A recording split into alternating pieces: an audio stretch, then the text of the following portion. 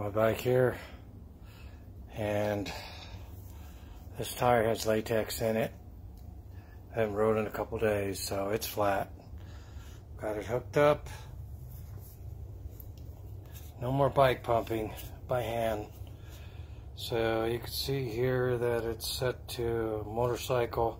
Press this bottom button. Car, basketball, bike. 60 psi, I ride it. I go 80. But for this demo I'm going to go 65. And then hit the bottom one. It should fire up with the top one.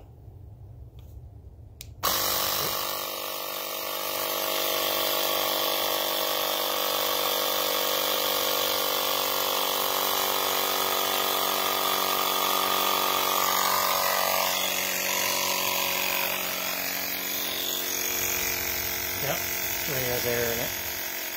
Barely press it down. And we're already at 31. Halfway there, more than half. Should stop on its own.